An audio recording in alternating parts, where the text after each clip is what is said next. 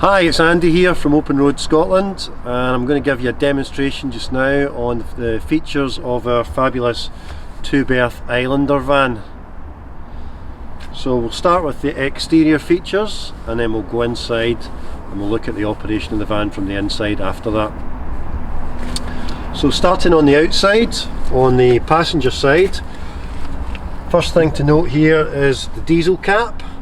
Okay, always diesel fuel, not petrol, not unleaded, just plain standard diesel, which has got the black pump when you go to the fuel station. And the cover for the diesel cap is here, directly adjacent to the passenger door.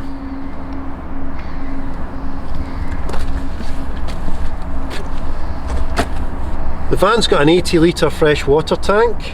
It's an underslung tank, but you fill it up here at the filling point again on the passenger side.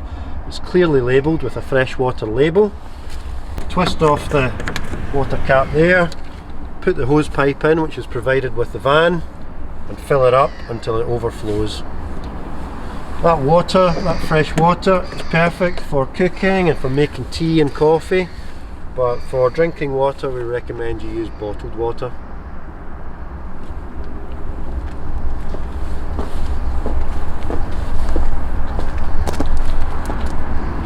Round at the back of the van here we've got a 2-cycle bike rack, rear mounted on the right hand door.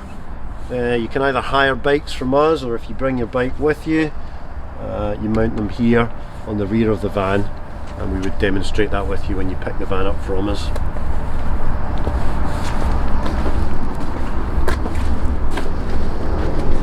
Okay, moving round to the driver's side of the van, first thing we're going to come to here is the toilet cassette. We'll see the toilet when we go inside the van, but the waste from your toilet goes down into this removable cassette here. You'll empty your toilet cassette at a campsite, at a chemical disposal point, and when you want to do that, you're just going to remove the cassette from the cubicle space there. You're going to unscrew the cap here and you're going to pour the waste away. Rinse out the cassette and add back in some chemicals, which again we'll provide with the van, and then simply slide the cassette back in there like that.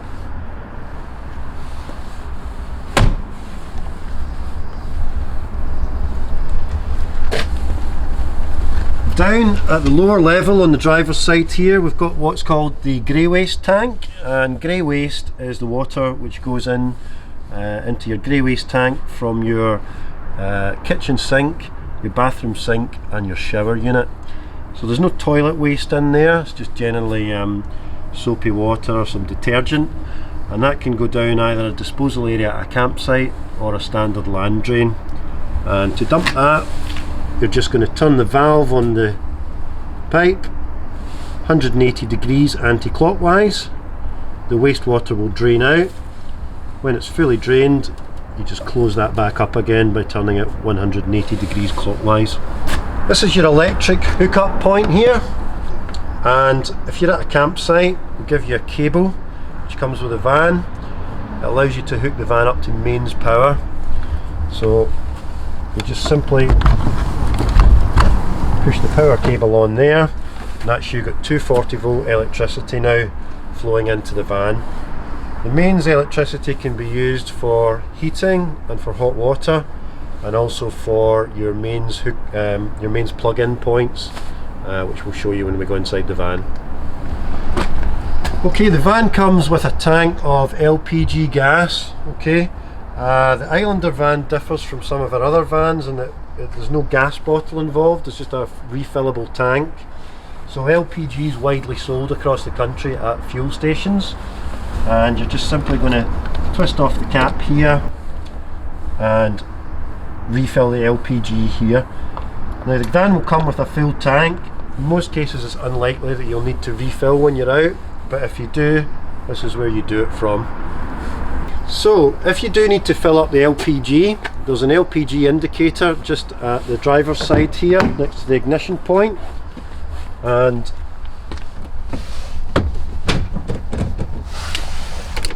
when you switch the ignition on, turn the ignition on.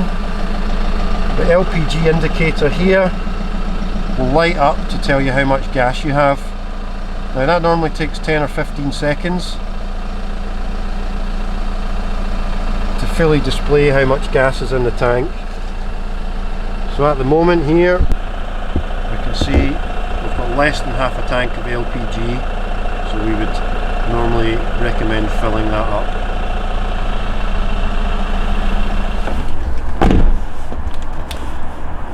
Okay, that finishes the features on the outside of the Islander. Now we'll move inside. Now I'm going to demonstrate the operation of the double bed in the van. We're going to do that for the purposes of the video from the outside perspective, but normally you would set the bed up from inside the van.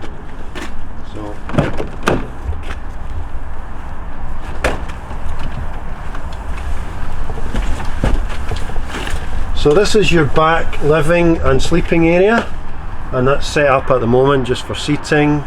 Normally you can sit here, you can have the back doors open if you wish, you have windows all around you. But when you want to set this up as your sleeping space, it's a very simple operation. You're just going to lift these cushions up slightly, slide the bed frames together so that they meet in the middle, and then organise your cushions to make up your nice double bed.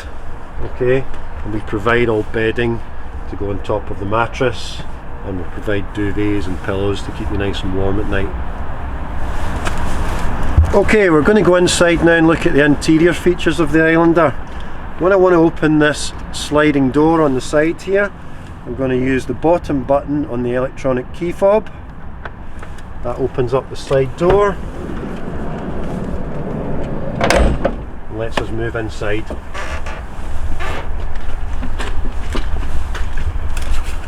I'm going to put my control panel on just above me here at the entranceway. We'll talk a bit about that control panel and the features in a minute. I'll put this on, and that'll give us some lights to work with. Okay, here we've got the forward facing living area. Now this van is a 2-berth van, and it will only sleep 2 people, but it will travel for 4 people. You have 2 belted travelling seats here and 2 belted travelling seats in the front, so you do have the option of taking a tent with you, or simply transporting 2 other passengers if you wanted. That is an option for you. Now these front seats as well, these are what we call captain seats, and these will rotate round and give you a little bit of a bigger living space here. So to do that, we'll bring the seats forward, and then we'll use the handle on the side to rotate these 180 degrees. That's this handle here. Okay, at the back here at the living space, we've got an area for your table. Now your table's stored just in the cupboard here. You've got a table leg here which goes down into the recess in the floor, and then on the inside of the cupboard here as well, stowed away, you've got your little tabletop. That simply sits on there like that. To give yourself extra lighting, you've got little spotlights all round, 2 on each side.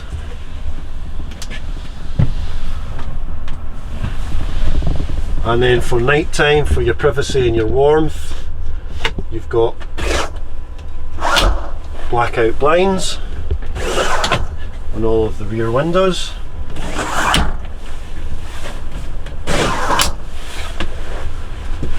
Okay, moving in here, we've got a toilet and a shower room here. Now, it's quite a compact little van, but the toilet and shower is perfectly sized for this type of vehicle. We move inside here. I demonstrated the removable cassette when we were on the outside of the van. For the toilet here, we open up the lid of the toilet, we have what's called a trap down here. We open that up, we use the toilet, we use our flush button here, and then we close the trap again.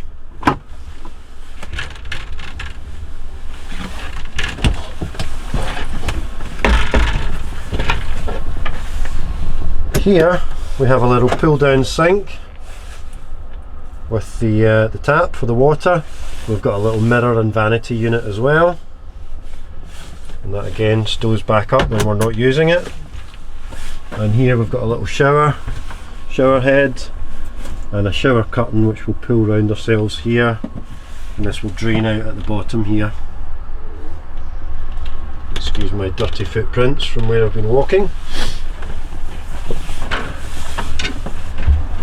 Okay, here we've got our kitchen area. We've got a sink, we've got a 3-ring stove, and we've got a grill and oven under the bottom here as well. Okay, providing we've got LPG in the van, and it's very easy just to operate our hob.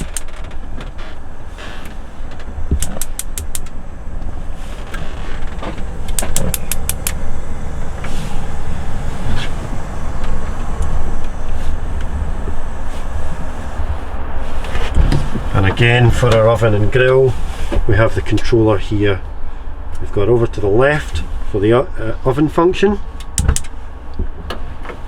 and over to the right for the grill function.